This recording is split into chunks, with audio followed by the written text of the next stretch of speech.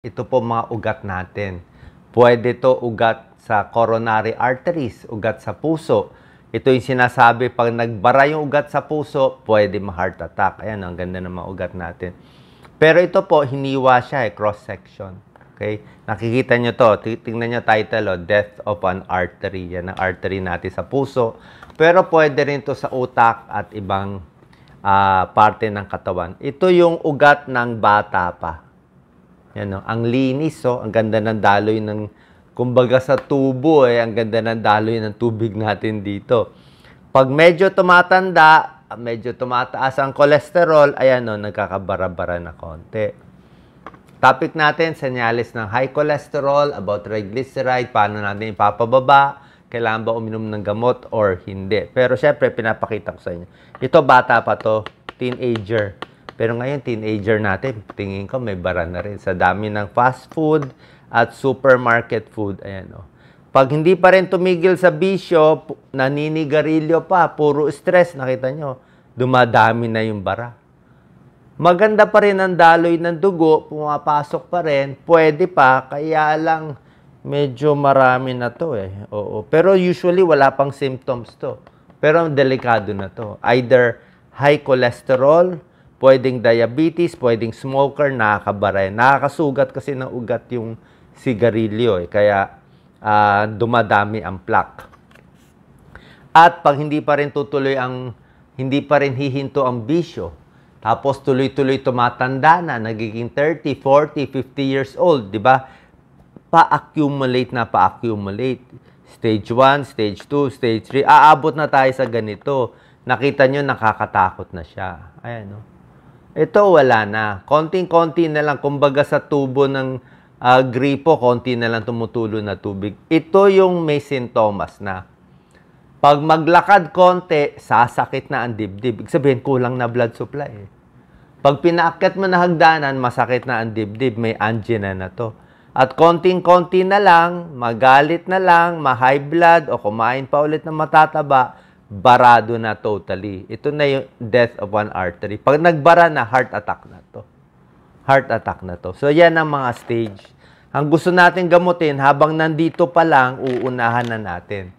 At isang risk factor nga nito, yung mataas na cholesterol. Kaya ituturo natin ngayon. Okay? Ito yung mga level ng cholesterol. Siyempre, papacheck nyo, di ba? Yan, Pag 200, normal pa yan. Pag lampas 240, mataas na yan. Pero ang papayo natin, kahit between 200 to 200 up to 239, borderline pa lang yan Pwede naman uminom na agad ng gamot or usually kaming mga cardiologist bilang cardiologist din, binibigyan muna namin ng 8 weeks or 2 months trial yung pasyente. Lalo na kung bata naman, wala pa naman siyang heart attack, 40 years old, mas bata pa.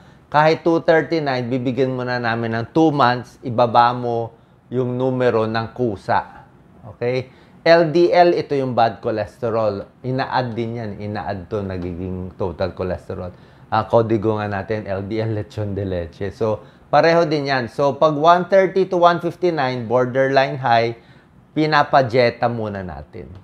Okay? Pinapajeta up to 159. So, yan. Pinakita ko sa inyo yung pagbabara. Ito kasi mga komplikasyon Pag hinayaan natin magbara to, tulad na sinabi ko sa inyo, heart attack.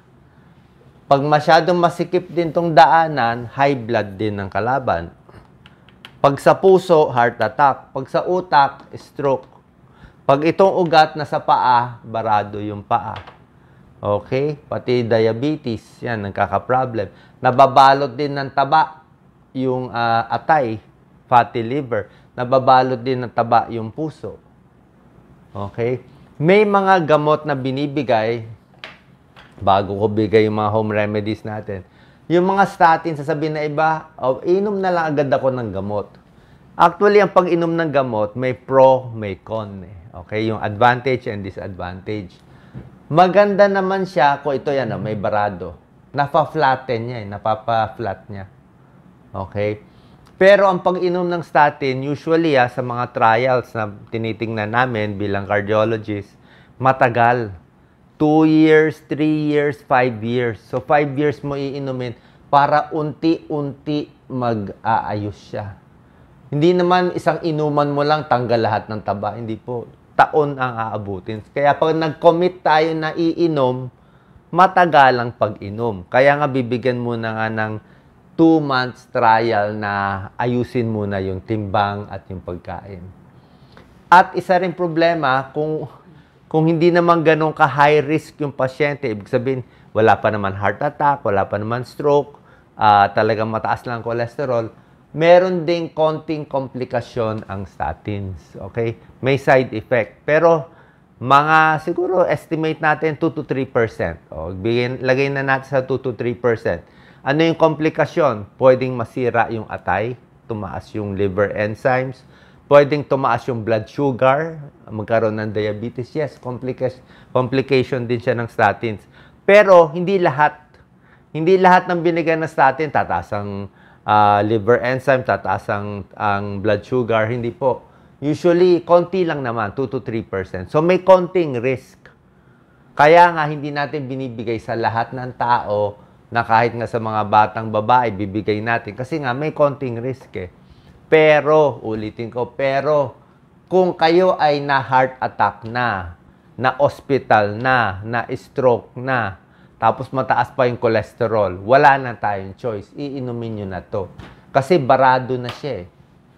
Nabara na kayo. So, yung ibang ugat nyo, puro ganito na eh. So, kahit takot tayo sa liver enzymes o baka tumaas blood sugar, babantayan na lang yung atay ninyo, babantayan na lang yung blood sugar. Kasi pag hindi naman kayo uminom, baradong-barado na. Ibig sabihin, mas panalo na kayo, nandito na kasi sa stage eh. Pero yung mga babae nga tulad na sinabi ko na hindi pa menopause, na dito pa lang, baka pwedeng diet muna, napapaliit din naman yan. Isa pa kasi yung mga babaeng hindi pa menopause, ano rin sila may estrogen pa sila, kaya yung estrogen napoprotektahan pa yung puso. Kaya usually, female na hindi pa menopause, hindi rin gaano binibigyan ng statin. Okay? May mga senyales na mataas ang cholesterol. Yung kanina, binigay ko, komplikasyon na eh. Pero karamihan ng tao, kung konti pa lang taas ang cholesterol, wala pang senyales. Siguro tumataba, pero kailangan mo pa rin i-blood test eh. Pero kung matagal na mataas ang cholesterol, yung talagang mataas na siya, kahit hindi siya nagpapatest ng cholesterol niya, lalabas na yan sa katawan. Usually sa balat. Ayan. Merong iba lumalabas sa antelasma. Ayan, sa mata. Usually, hindi ito matatanggal eh. Make-up na lang nilalagyan. Ayan, cholesterol deposit. Mataas cholesterol niya. Meron din mataas cholesterol na sa mata, arcosinilis. Ito kulay puti, oh. Okay. Usually, nagkakakulay puti tayo pag tumatanda. Pag senior citizen and above, talaga nabibilog yan. Eh. O minsan, half lang eh, half moon eh. Pero pag nakabilog na yan, hindi ka pa senior citizen, baka mataas cholesterol mo. Ayan, oh. Arcosinilis, santelasma. Ayan, mga cholesterol naglalabasan sa katawan. Pwede rin lumabas yung cholesterol sa balat. Ayan, sa katawan, sa likod, sa tiyan. Ayan, tignan nyo. Paglabas ng butlig-butlig niya, may taba-taba siya. Yellow talaga. Ang taba kasi talaga madilaw. Ayan, madilaw. So, hindi siya mga whitehead, blackhead. Ano siya? Taba siya.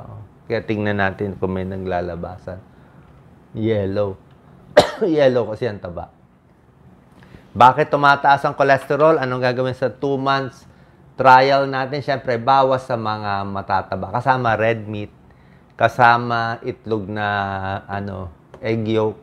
Maraming gatas, ice cream, pastries, siyempre oily, butter, 'di ba? Lahat naman ng pastries may butter, croissant, 'di ba? Masyadong matatamis, mamantika, cake, biscuit, sausage, langgunisa, lahat ng masarap na prito, puro mantika, lahat nakaprito, butter, lard, cream, lahat po 'yan eh. Basta mga full cream milk.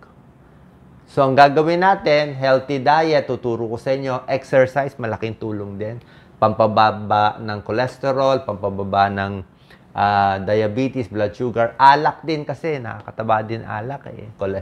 Ano rin eh, may calories din yan eh. Sigarilyo dapat itigil. Kasi ang sigarilyo, nakakasira din siya ng endothelium. Endothelium yan yung pinaka-lining dito sa loob. Pag nasira yan, makakaras, mag-aano rin siya. Magbabara din. Tulog, bawas stress. Ito yung mga bawal kainin, di ba? Nababawasan yan. Popcorn, microwave, butter, margarine, butter, macaroni and cheese. Lahat ng fast food, masarap eh. Kasi nga, like itong french fries, masarap. Eh, gawin mo na lang baked potato, patatas sa nilagang baka. Kasi pag ganito, puro mantika talaga. Ice cream, cream cheese, egg yolk. Egg yolk pwede naman, siguro mga 3 times in a week. Pero yung egg white pwede nyo kainin. Red meat na matataba, paminsan-minsan lang. Ang pwede isda, taba ng isda, pwede. Actually, fish oil supplement, pwede rin ang fish oil. Ang fish oil supplement nakakababa ng triglyceride and cholesterol around 9 to 12%. May mga trial yan. So, pwede kayo mag-try ng fish oil. Wala namang masama. Pero, kung taba ng bangus, kung kaya nyo bumili ng salmon, maganda yan. Lalo na kung baked siya na hindi siya prito. Patatas, lahat ng gulay, kangkong, pechay, ampalaya, lahat. Ampalaya, okra, lahat yan. Prutas, mansanas, apple, saging, orange, pwede yan lahat. Konting iwas lang sa matatamis na prutas, yung mga grapes and mangga, hinay-hinay. Avocado, okay din yan. Huwag lang lagyan ng maraming gatas. Okay, mani, wag lang prito at mamantika. Yung plain na mani lang, unsalted. So, lahat yan may tulong. Oatmeal. 1 oatmeal a day, nakakababa ng cholesterol ng 10%. Oatmeal. Oatmeal every day, exercise, bawas kain, lakad-lakad, at tingin ko makakababa ng cholesterol nyo yan. So, subukan muna natin yan bago tayo pumunta sa gamutan. Kasi, pag nakuha natin sa mga healthy diet at mga lifestyle change, hindi na tayo aabot sa gamot. Hindi na tayo gagastos. Diba? Para hindi na rin tayo worried sa konting complication kung meron man. Sana po nakatulong ang video na to para magamot ang inyong high cholesterol. Siyempre, pa-check up tayo sa inyong cardiologist, sa inyong doktor, para sa... Ang disclaimer ko lang, kung ano sasabihin ng doktor nyo, siyempre, siya pa rin ang masusunod kasi siya ang nakakakita sa inyo. Yung akin ay dagdag payo lang. God bless po.